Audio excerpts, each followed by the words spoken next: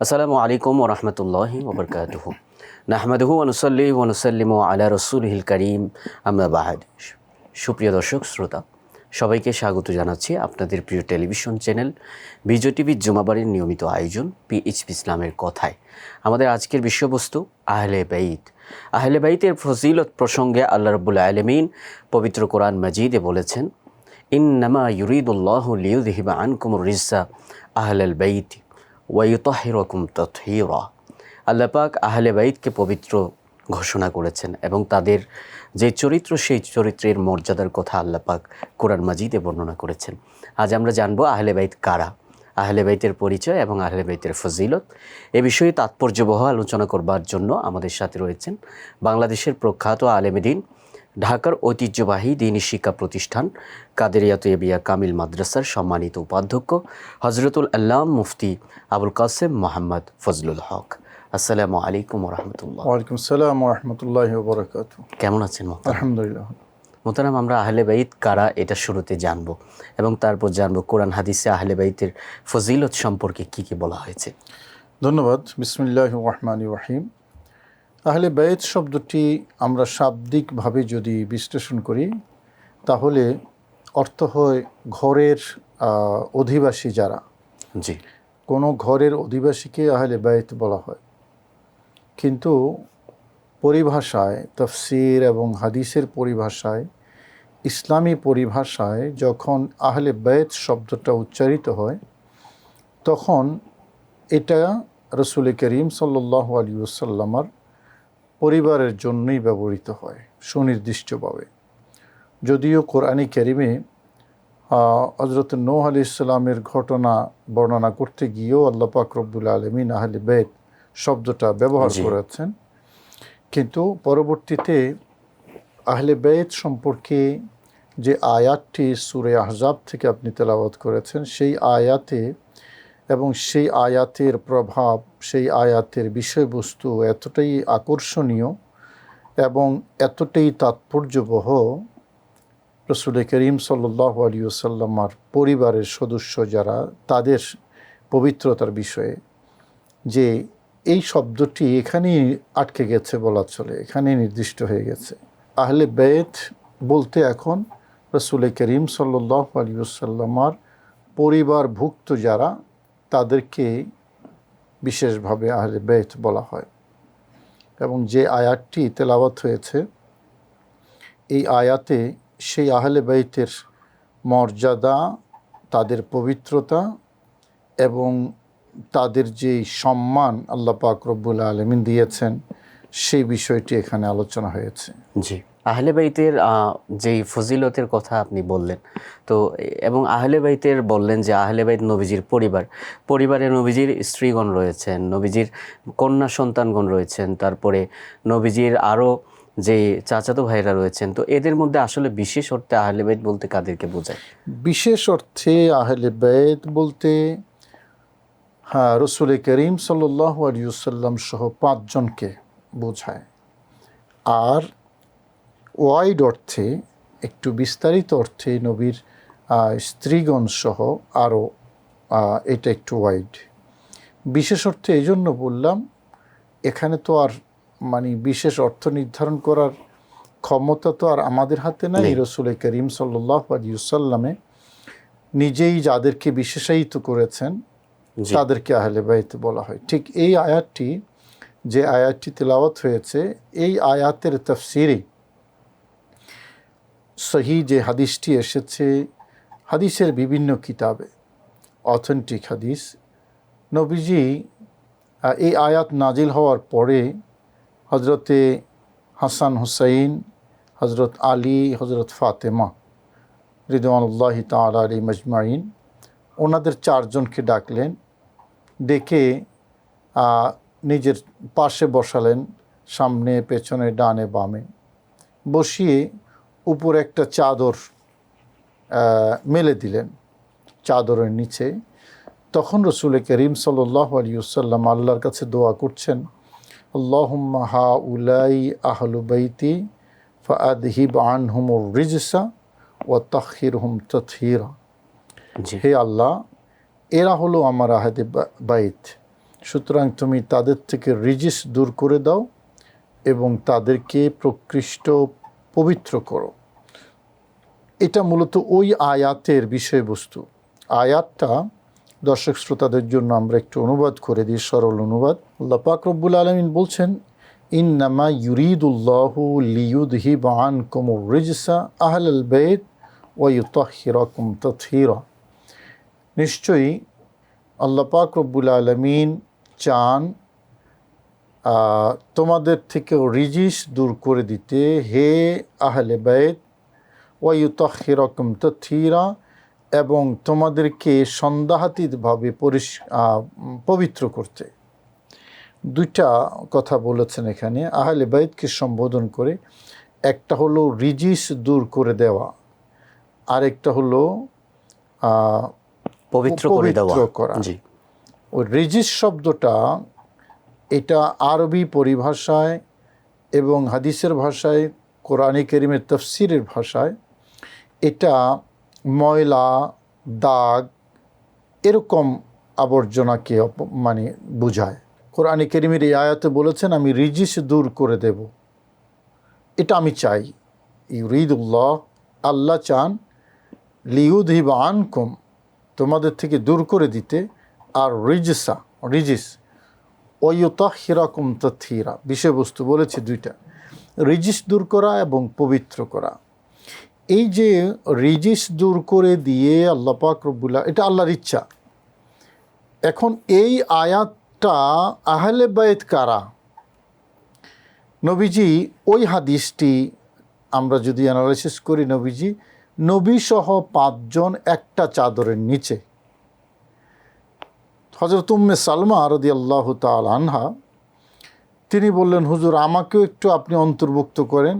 বললেন, আনতে আলা মাকানিক ওয়া আনতে আলা খাইর, তুমি তোমার জায়গায় থাকো এবং তুমি মানে মর্যাদার আসনেই আছো। তার মানে বিশেষ অর্থে এই 5 জন হলেন আহলে বাইত। আগেই বলেছি ওয়াইড অর্থে আহলে বাইত নবীজির স্ত্রীগণও আছে, নবী পরিবারের অন্যান্য যারা আছেন ওনারাও আছেন, কিন্তু বিশেষ অর্থে আহলে বাইত বলতে পেয়ারা নবী রাসূল করিম সাল্লাল্লাহু আলাইহি ওয়াসাল্লাম, হযরতে মাওলা আলী শের খুদা রাদিয়াল্লাহু তাআলা আনহু, হযরত ইমাম হুসাইন, হযরত ইমাম হাসান, এবং এই দুইজনের আম্মাজান হযরতে ফাতেমাতুজ জাহরা রাদিয়াল্লাহু তাআলা আনহা। এই 5 জন, যাদেরকে আমরা পার্সি ভাষায় পাক পাঞ্জেতন বলি। পাক মানে হলো পবিত্র, পাঞ্জেতন মানে 5টি বডি, 5টি দেহ, মানে 5টি পবিত্র দেহ। তো পবিত্র কেন বললেন? যেহেতু কোরআনে কারীম আল্লাহ পাক রব্বুল আলামিন ওয়া ইউতাহহিরাকুম তাতহীরা বলেছেন, তাদেরকে আল্লাহ উত্তম রূপে পবিত্র করবেন। তো আল্লাহ যাদেরকে পবিত্র করবেন তাদেরকে পবিত্র বলতে আমাদের প্রশ্ন থাকার কথা নয়। আরেকটা বিষয়, আপনি ওয়াইড অর্থে বলেছেন, তো আমাদের দেশে যেটা এই সাবকন্টিনেন্টে আমরা যেটা দেখি, যারা আওলাদে রাসূল, নবীর বংশের যারা সন্তান, তাদের ক্ষেত্রেও আহলে বাইত শব্দটা প্রয়োগ হয়। এটা কি আসলে ওয়াইড অর্থে ব্যবহার হয়? এই বিষয়টা নিয়ে আমরা জানবো। আমাদের একটা বিরতির সময় হয়ে গেছে।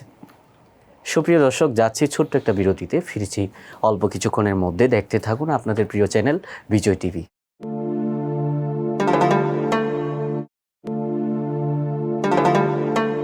ফিরে এলাম বিরতির পর। সবাইকে আবারও স্বাগত জানাচ্ছি আপনাদের প্রিয় টেলিভিশন চ্যানেল বিজয় টিভির পর্দায় আজকের অনুষ্ঠান পিএইচপি ইসলামের কথায়। সুপ্রিয় দর্শক, আমাদের আজকের অনুষ্ঠানের বিষয়বস্তু আহলে বাইত, নবীর পরিবার।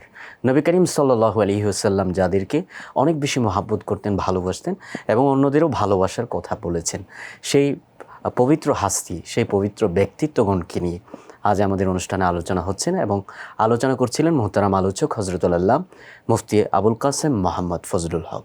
মোহতারাম, বিরতির আগে আপনি আহলে বাইত শব্দের যে অর্থের প্রয়োগ সেই বিষয়টা নিয়ে বলছিলেন, এবং সেই ক্ষেত্রে প্রথমে বিশেষ অর্থে যারা আহলে বাইত, হযরত আলী, ফাতেমা, হাসান, হুসাইন রাদিয়াল্লাহু আনহুম, ওনাদের কথা বলেছেন, এবং আরেকটা বলেছেন ওয়াইড অর্থে। ওয়াইড অর্থে আমি আপনাকে জিজ্ঞেস করেছিলাম বিরতির আগে যে আমাদের দেশে যারা আওলাদে রাসূল আছেন, ওনারা কি ওয়াইড অর্থের ভিতরে পড়েন কিনা? আওলাদ রাসূল এবং আহলে বাইত এই দুইটা দ্বারা নবীর বংশের কাউকে বোঝানো এটা রূপকর্থে। রূপকর্থে মূলত শব্দ, অ্যাপ্রোপ্রিয়েট শব্দ হলো আলে রসুল, রসুল করিম ইসলামের বংশ। বংশ, আচ্ছা। তো আলে রসুলকে আওলাদ রসুল বলা হয় রূপকর্থে, এবং আহলে বাইত এটাও রূপকর্থে বলা হয়। যেখানে আলে মুহাম্মাদের তো বিশেষ ফজিলতের কথা আছে, দুরূদ শরীফে আমরা তাদের প্রতি দরুদ প্রেরণ করি। রাইট। এটা শুধু এটা নয়, আহলে বাইত শব্দ দিয়ে এখানে আরও কিছু শব্দ আছে, আওলাদ, আহলে বাইত, ইতরত, জি, তারপরে জুররিয়ত, আল, এই সবগুলো মূলত রসুল করিম সাল্লাল্লাহু আলাইহি ওয়াসাল্লামের পরিবারের সদস্য এবং নবীজির বংশের যারা, বিশেষ করে হজরতে আলী এবং ফাতেমা রাদিয়াল্লাহু তাআলা আনহুমা, এই দুইজনের বংশে যারা পৃথিবীতে শুভাগমন করবেন কিয়ামত পর্যন্ত, এদেরকে আলে রসুল বলা হয়ে থাকে। তো আহলে বাইতের আমরা যে আলোচনা করছি, এখানে ইতরত শব্দ আছে, নবীজির বংশ, যেটা আলে রসুলের অর্থের খুব কাছাকাছি। তো এদেরকে আল্লাহ পাক রব্বুল আলামিন কোরআনে কারীমে তো মর্যাদা দিয়েছেন, হাদিস শরীফের মধ্যেও মর্যাদা দিয়েছেন, এবং আমাদেরকে বলেছেন যে তাদেরকে ভালোবাসার জন্য। নবীজির হাদিস আছে আহিব্বুনি লিহুব্বিল্লাহ। জি, প্রথমে বলেছেন আহিব্বুল্লাহ লিমা ইয়াগদুকুম মিন নিআমিহি, তোমরা আল্লাহকে ভালোবাসো কারণ আল্লাহ তোমাদেরকে নিয়ামত দিয়ে ভরপুর করে দিয়েছেন। ও আহিব্বু আহলা বাইতি লিহুব্বি, এবং আমার ও আহিব্বুনি লিহুব্বিল্লাহ, আমাকে ভালোবাসো আল্লাহর ভালোবাসার কারণে। ও আহিব্বু আহলা বাইতি লিহুব্বি, আর আমার আহলে বাইতকে ভালোবাসো আমার কারণে। এটা একটা হাদিস। এবং কোরআন কারীমের মধ্যে সূরা ইউনূস আল্লাহ বলেছেন কুল লা আসআলুকুম আলাইহি আজরান ইল্লাল মাওয়াদ্দাতা ফিল কুরবা, ওখানে শব্দ ব্যবহার করেছেন কোরবা। তো কোরবা মানে হলো কোরবাত, নবীজির যেই নিকট আত্মীয় যারা আছেন তাদের কথা বলা হয়েছে আহলে বাইত সহ। ওখানে শব্দের ভিন্নতা আছে এবং অর্থটা আরও ব্যাপক। তো বলেছেন আপনি বলে দিন লা আসআলুকুম, আমি তোমাদের কাছে দাবি করি না, চাই না, আলাইহি, আমার এই দ্বীন প্রচারের বিপরীতে, আজরান, কোনো প্রতিদান চাই না, ইল্লাল মাওয়াদ্দাতা ফিল কুরবা, তবে আমার চাওয়া হলো আমার নিকট আত্মীয় যারা তাদের ভালোবাসা চাই।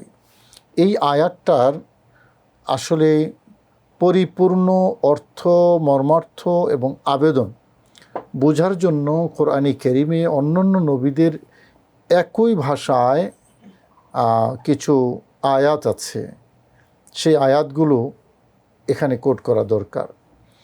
হজরতে নূহ আলাইহিস সালাম থেকে শুরু করে অনেক নবী এবং রসুল আল্লাহর পক্ষ থেকে আদিষ্ট হয়ে তারা বলেছেন যে লা আসআলুকুম আলাইহি আজরা, আমি কোনো প্রতিদান চাই না। আল্লাহর অর্ডার যে তোমরা ঘোষণা করো আমরা কোনো প্রতিদান চাই না। এতটুকুতে শেষ।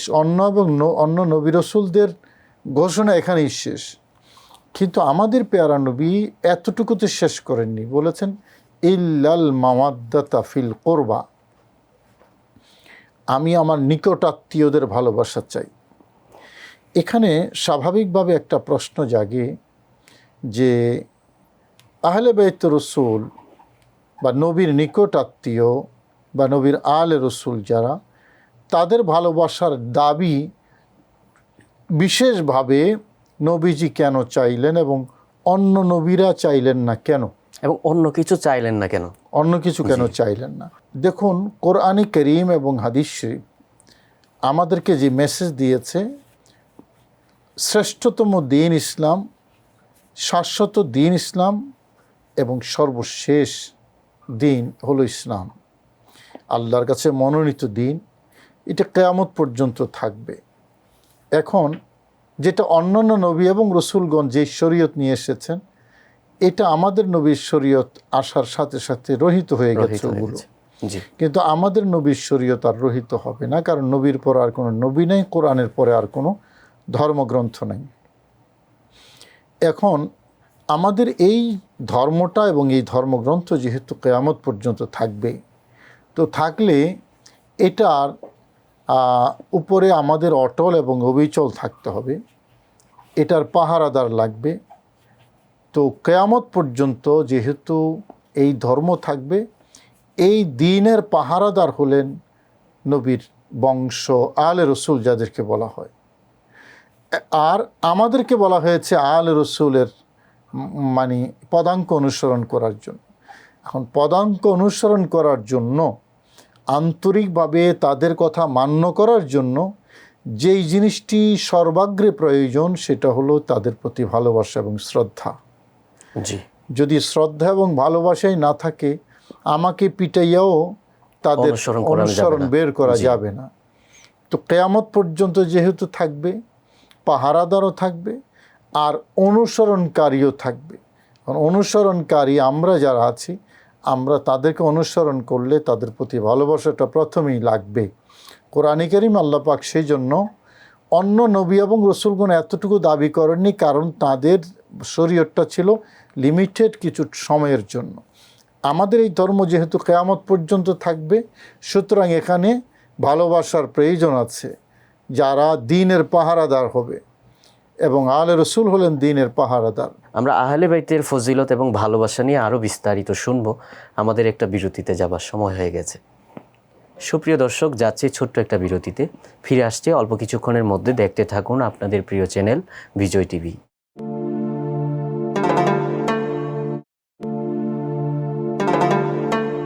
ফিরে এলাম বিরতির পর। সবাইকে আবারও স্বাগত জানাচ্ছি আপনাদের প্রিয় টেলিভিশন চ্যানেল বিজয় টিভির পর্দায় আজকের প্রিয় অনুষ্ঠান পিএইচপি ইসলামের কথায়। সুপ্রিয় দর্শক, আমাদের আজকের বিষয়বস্তু আহলে বাইত। আহলে বাইত নিয়ে খুব চমৎকার আলোচনা করছিলেন মুহতারাম আলোচক হজরতুল আল্লাম উপাধ্যক্ষ আবুল কাশেম মোহাম্মদ ফজলুল হক।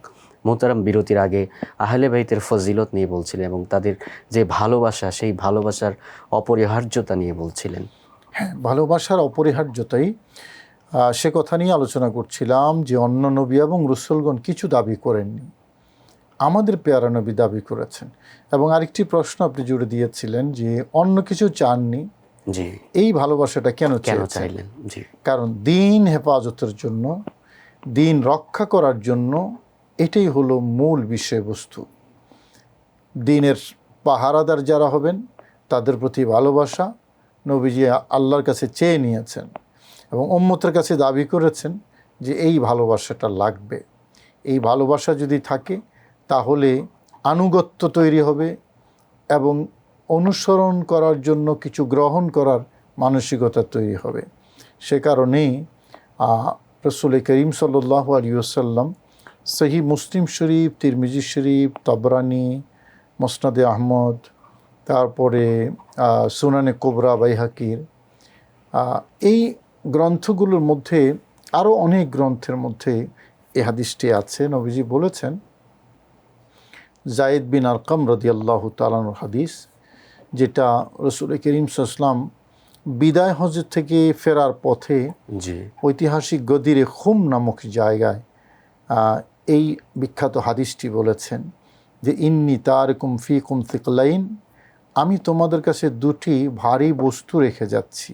লান তাদিল্লু ইন তামাসসাকতুম বিহিমা, তোমরা পথভ্রষ্ট হবে না যদি এই দুটাকে তোমরা আঁকড়ে ধরো। আহাদুহুমা আযমু মিনাল আখার, এই দুটের একটি থেকে আরেকটি বড়। জি, কোনোটি ছোট নয়, একটা থেকে আরেকটি বড়। আউয়ালুহুমা কিতাবুল্লাহ, তার প্রথমটি হলো আল্লাহর কিতাব। ফাতামাসসাকু বিহি, এটাকে আঁকড়ে ধরো। ফাহাদ্দা ফিহি, রাসূল করিম সাল্লাল্লাহু আলাইহি ওয়াসাল্লাম এটাকে আঁকড়ে ধরার জন্য উৎসাহিত করলেন। তারপরে বললেন ওয়া ইতরাতি আহলু বাইতি, এবং দ্বিতীয়টা হলো আমার বংশ। উযাক্কিরুকুমুল্লাহ ফি আহলি বাইতি, উযাক্কিরুকুমুল্লাহ ফি আহলি বাইতি, উযাক্কিরুকুমুল্লাহ ফি আহলি বাইতি। তিনবার বলেছেন যে আমি স্মরণ করিয়ে দিচ্ছি, আল্লাহকে স্মরণ করিয়ে দিচ্ছি আমার আহলে বাইতের ব্যাপারে। আমি আল্লাহকে স্মরণ করিয়ে দিচ্ছি আমার আহলে বাইতের ব্যাপারে, আল্লাহকে স্মরণ করিয়ে দিচ্ছি আমার আহলে বাইতের ব্যাপারে। তিনবার নবীজি সতর্কবাণী উচ্চারণ করেছেন যে আহলে বাইত আমার ইত্রত, আমার বংশ। এবং অন্য হাদিসের মধ্যে নবীজি বলেছেন যে ফাআনা আনজুরু মা তাখলুফুনি ফিহিম, আমি দেখব আমার পরে আমার বংশের ব্যাপারে তোমরা কি করো। তিরমিজি শরীফের বর্ণনা এসেছে এই দুইটা একসাথে থাকবে, ওয়ালা ইয়াতাফাররাকা, একটা থেকে আরেকটা পৃথক হবে না, জি, এবং একসাথেই থাকবে ততক্ষণ পর্যন্ত কিয়ামত প্রতিষ্ঠিত হয়ে কোরআন এবং আহলে বাইত একসাথে আমার কাছে হাউজে কাউসারের কাছে আসবে। চমৎকার বলেছেন মুহতারাম। আহলে বাইতের ফজিলতের কথা গেল, কোরআন হাদিসে অনেক কিছু এসছে। এখন আহলে বাইতের মহাব্বত যদি কেউ না করে, মহাব্বতের বিপরীতটা করে, বিদ্বেষ পোষণ করে, সেক্ষেত্রে সেই ব্যক্তির পরিণতি কী, এবং এটা আহলে সুন্নাত ওয়াল জামাতের দৃষ্টিতে কোন মতবাদের অন্তর্ভুক্ত, এই বিষয়টা নিয়ে বলবেন। দেখুন, আহলে বাইতের ভালোবাসা কোরআনে কারীমে আল্লাহ বলেছেন। তো কোরআনে কারীমে কোনো জিনিস থাকা মানে হাদিস শরীফও থাকবে, এবং নিশ্চয়ই আছে। আমি যে হাদিসটি কোট করলাম আর অনেকগুলো হাদিস আছে বিস্তর। তো আহলে বাইতের ভালোবাসা একটা হলো মোহাব্বত, হব যাকে বলা হয়, এটার বিপরীত হলো বগদ, মানে বিদ্বেষ বা ঘৃণা। তো রাসূল করিম সাল্লাল্লাহু আলাইহি ওয়াসাল্লাম ভালোবাসা দাবি করেছেন, তার বিপরীত যেটা বগজ, যেটা ঘৃণা, এটা আহলে বাইতের জন্য কেউ যদি রাখে এটা হারাম। আমি একটা হাদিস শরীফ কোট করতে চাই, ও হাদিসটি সহিহ হাদিস। ঐতিহাসিক গ্রন্থ আল মুস্তাদরাক আলা সাহিহাইন, হাকিম আবু আবদুল্লাহ নিসাবুরি রহমতুল্লাহি আলাইহি, তিনি তার মুস্তাদরাক গ্রন্থে এবং অন্যান্য গ্রন্থের মধ্যে হাদিসটি এসেছে। নবীজি বলেছেন যে লাউ আন্না আহাদাকুম সফিনা বাইনার রুকনি ওয়াল মাকাম, কোনো ব্যক্তি যদি রোকন মানে হাজর আসওয়াদ এবং মাকাম মানে মাকাম ইব্রাহিম, এই দুইটার মাঝখানে দাঁড়িয়ে বা সল্লা ও সামা, সেখানে রোজা রাখে, সেখানে নামাজ পড়ে, সুম্মা লাকি আল্লাহ ওয়াহুয়া মুবগিদুন লি আহলি বাইতি মুহাম্মাদিন সাল্লাল্লাহু আলাইহি ওয়াসাল্লাম, সে যদি মৃত্যুবরণ করে আল্লাহর দরবারে হাজির হয়, এই অবস্থায় মৃত্যুবরণ করেছে যে সে নবীর আহলে বাইতের প্রতি ঘৃণা পোষণকারী হিসাবে। নামাজ পড়েছে আল্লাহর ঘরের সামনে, রোজা রেখেছে আল্লাহর ঘরের সামনে। রাসূল করিম সাল্লাল্লাহু আলাইহি ওয়াসাল্লাম বলেছেন দাখালান নারা, সে জাহান্নামে যাবে। এই বিষয়বস্তুর আর অনেক হাদিস আছে, আমি একটি হাদিসে কোট করলাম।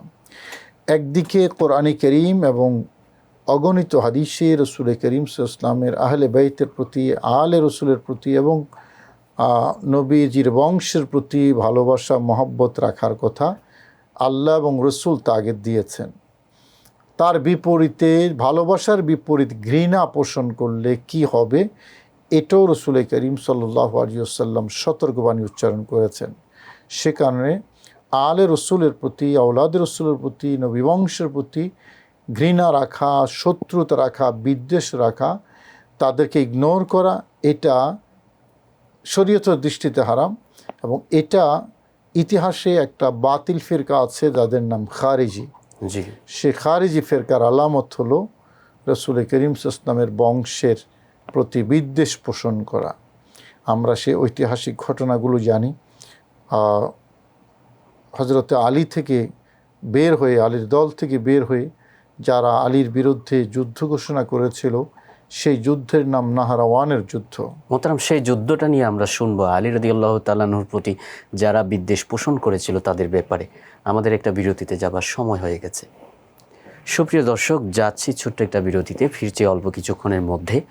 দেখতে থাকুন আপনাদের প্রিয় চ্যানেল বিজয় টিভি।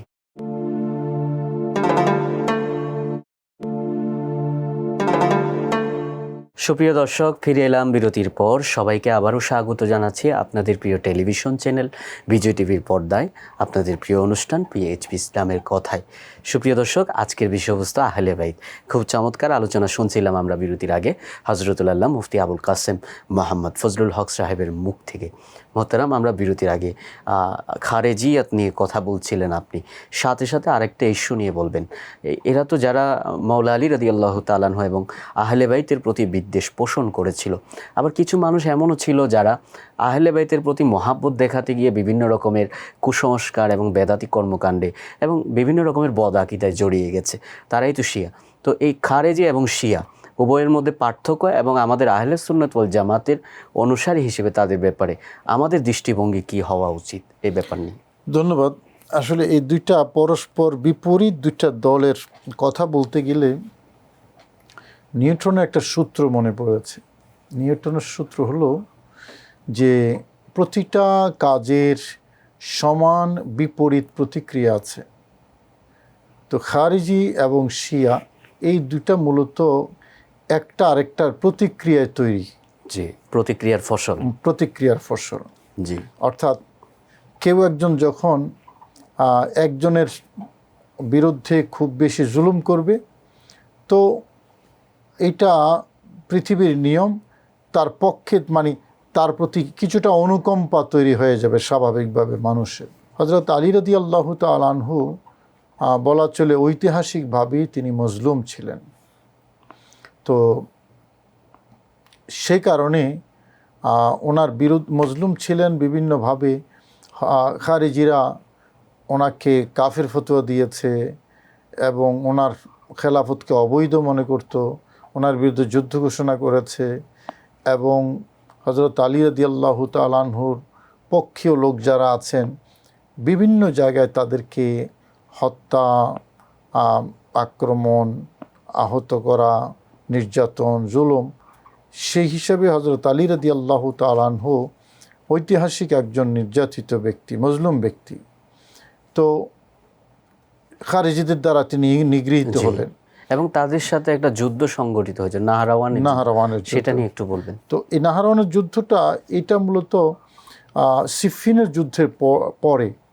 সিফফিনের যুদ্ধটা ছিল হযরত আমির মুআবিয়া রাদিয়াল্লাহু তাআলা আনহুর সাথে, এবং এখানে উলামায়ে কেরাম, মুহাদ্দিসিনে কেরাম এই যুদ্ধটাকে ইজতিহাদি যুদ্ধ বলেছেন, যেহেতু হযরত আমির মুআবিয়া রাদিয়াল্লাহু তাআলা আনহু তিনিও একজন সাহাবী, হযরত আলী রাদিয়াল্লাহু তাআলা আনহু রাসূল করিম সাল্লাল্লাহু আলাইহি ওয়াসাল্লামের সাহাবী এবং আহলে বাইতের রাসূলের সদস্য, দুজনের মধ্যে মর্যাদার মানে আসমান জমিন ফারাক আছে ঠিক, কিন্তু সাহাবী তো, সে কারণে এই জায়গাটায় আমাদের সমালোচনা করার কোনো সুযোগ নাই। সকল সাহাবায়ে কেরাম সমালোচনার ঊর্ধ্বে। তো হযরত আলী যখন যুদ্ধের একটা পর্যায়ে হযরত আমির মুআবিয়া রাদিয়াল্লাহু তাআলা আনহুর সাথে ঐতিহাসিক চুক্তিটা করলেন, সন্ধি করলেন, তখন এই চুক্তির বিরোধিতা করে কিছু মানুষ বের হয়ে গেছে হযরত আলী রাদিয়াল্লাহু তাআলা দল ত্যাগ করে। ইতিহাসে তাদেরকে খারিজি বলা হয়ে থাকে এবং তাদের সাথে আবার যুক্তি তর্কে হযরত আব্দুল ইবনে আব্বাস, পরে হযরত আলী রাদিয়াল্লাহু তাআলা আনহু বিভিন্নভাবে যুক্তি তর্কে তাদেরকে পরাস্ত করে কিছু মানুষ আবার কিন্তু ফিরে এসছে। কিন্তু ফিরে আসে নাই যারা এক্সট্রিম খারেজি যারা, ওদের সাথেই মূলত পরবর্তীতে নাহরাওয়ানের যে যুদ্ধটা, সেই যুদ্ধটা সংগঠিত হয়েছিল। খারিজিদের মূল হোতা নবীজির সামনে বেয়াদবি করেছিল যুলখুয়াইসারা, সহিহ বুখারীর হাদিসে আছে, নবীর সামনে দাঁড়িয়ে কটাক্ষ করেছিল যে আপনি ইনসাফ করুন, আমি দেখতে পাচ্ছি আপনি ইনসাফ করছেন না।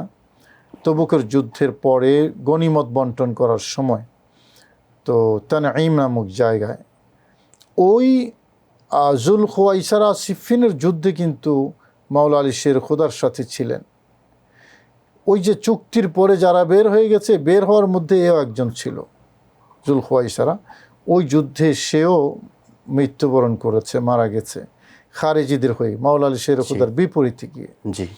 তো এটা ছিল খারিজিদের সাথে যুদ্ধ, কিন্তু তাদেরকে নির্মূল করা যায়নি। কিন্তু খারিজিরা নির্মূল হয়নি, তারা তাদের আকীদা আদর্শ প্রচার করার জন্য তারা কোরআন এবং হাদিসের মাধ্যমে তাদের মতো করে তাদের আকীদাটা তারা প্রতিষ্ঠা করেছে। খারিজি আকীদা এবং ইতিহাসের মধ্যে বিস্তর আলোচনা আছে। এটা একটা আইডিওলজি খারিজিদের। এবং এই আইডিওলজিটার প্রভাব বর্তমান সময়েও বিভিন্ন মতবাদের উপর দেখা যায়। আছে এটা অনেক শক্তিশালী প্রভাব। ওই যে বললাম বিপরীত এবং সমান প্রতিক্রিয়া আছে। জি, খারিজিদের প্রভাব যেরকম শিয়াদের প্রভাবটাও সেরকম পৃথিবীর মধ্যে, এবং এরা প্রতি যুগেই প্রায় রাষ্ট্রীয় পৃষ্ঠপোষকতা পেয়েছে। সেই যুগ থেকে হযরত আলী রাদিয়াল্লাহু তাআলার যুগ থেকেই কোনো না কোনো জায়গায় এরা কিন্তু রাষ্ট্রীয় পৃষ্ঠপোষকতা পেয়েছে। এখন একটা শক্তি, একটা আইডিওলজি যখন রাষ্ট্রীয় পৃষ্ঠপোষকতা পায়, তখন কিন্তু এটা আরও বেশি মানে ফেফে ফুলে অনেক বড় হয়ে যায়, শক্তিশালী হয়ে যায়। জি, তো তেমনটি হয়েছে। শিয়ারা যেটা করেছে, শিয়ার চক্রান্তটা মূলত ইবনে সাবার পক্ষ থেকে। আব্দুল্লাহ ইবনে সাবা সে ছিল মূলত ইহুদিদের প্রোডাক্ট ছিল। তার ব্যাপারে বিস্তর আলোচনা আছে। হযরত আলী রাদিয়াল্লাহু তাআলা আনহুর মহাব্বতে গিয়ে সে এবং তার দল এক পর্যায়ে হযরত আলী রাদিয়াল্লাহু তাআলা আনহুকে ইলাহ মানে প্রভু বলা শুরু করেছে তার দল কিছু। এবং ইতিহাসে পাওয়া যায় তার এই যারা ইলাহ বলেছে হযরত আলী নিজে তাদেরকে হত্যা করেছিলেন। জি, তাদেরকে হত্যা করেছিলেন হযরত আলী রাদিয়াল্লাহু তাআলা আনহু। তো এরা হলো হযরত আলীর পক্ষে মহাব্বত দেখাতে গিয়ে প্রথম সৃষ্ট বাতিল ফিরকা। এরা সীমা লঙ্ঘন করেছে। এদেরকে সাবাইয়া বলা হয় সম্ভবত। সাবাইয়া। তো মূলত ওখান থেকে শিয়াবাদের উত্থান এবং শিয়াবাদের জন্ম। এই যুগে যুগে কিন্তু শিয়াবাদ ছিল। আবার তাদের মধ্যে অনেক ফেরকা তৈরি হয়েছে, যেমনটি নামে বেনামে খারিজিদের মধ্যেও কিন্তু বিভিন্ন ফেরকা তৈরি হয়েছে। চিহ্নিত ফেরকা বেশি হলো শিয়াদের মধ্যে, এবং এদেরকে সুনির্দিষ্টভাবে মানে আইডেন্টিফাই করা খুব কঠিন শিয়াদের। তারা রং বদলায়, শিয়ারা কিন্তু রং বদলায়। আবার তাদের একটা মৌলিক আকীদা আছে, সেটা হলো তাকিয়া। এনিওয়ে, শিয়াবাদ এবং খারিজি দুটেই ইসলামের বিভ্রান্ত দল। শিয়ারা হযরত আলীর পক্ষে গিয়ে, আহলে বাইতের পক্ষে গিয়ে সাহাবায়ে কেরামের সমালোচনা করে ভ্রান্ত, আর খারিজিরা হযরত আলী এবং আহলে বাইতের সমালোচনা করে হযরত আলীকে কাফের বলে, সাহাবায়ে কেরামকে মহব্বত করে, এরাও ভ্রান্ত। মাঝখানে আহলে সুন্নাত ওয়াল জামাত, যারা নবীর আহলে বাইতকেও যার পরনাই মহব্বত করে, নবীর সাহাবায়ে কেরাম কারো সমালোচনা করে না, সাহাবায়ে কেরামকে সম্মান করে, এরা হলো আহলে সুন্নাত ওয়াল জামাত। এবং এটাই হলো ইসলামের মূল ধারা, ইসলামের সঠিক পন্থা, সঠিক রাস্তা। সাহাবায়ে কেরাম এবং নবীর আহলে বাইত তাদের সবার সাথে যেহেতু রাসূল করিম সাল্লাল্লাহু আলাইহি ওয়াসাল্লামের সম্পর্ক আছে, হ্যাঁ মর্যাদাগত ভিন্নতা আছে সাহাবায়ে কেরামের মধ্যে। যারা ওয়াসাবিকুন আল আউয়ালুন, যারা তাদের মর্যাদা, ফতে মক্কার পরে যারা, তাদের মর্যাদার মধ্যে পার্থক্য আছে। কিন্তু সাহাবী হিসাবে যখন প্রমাণিত হয়ে যায় যে তিনি একজন সাহাবী, তখন তার মন্দ বলার আর কোনো সুযোগ নেই আমাদের জন্য। আমরা তার সুন্দর আলোচনাই করব, তার প্রশংসাই করব। আমার চোখে দৃশ্যত কোনো মন্দ জিনিস আসলেও, মন্দ এভিডেন্স আমি পেলেও স্কিপ করে যাওয়া এটা শরীয়তের বিধান, এটা আল্লাহ এবং রাসূলের নির্দেশ। সুন্দর বলেছেন মোহতারাম। আমরা আমাদের অনুষ্ঠানের একেবারেই শেষ পর্যায়ে চলে এসেছি। আপনাকে আমাদের অনুষ্ঠানের পক্ষ থেকে ধন্যবাদ জানাচ্ছি। ধন্যবাদ, শুকরিয়া।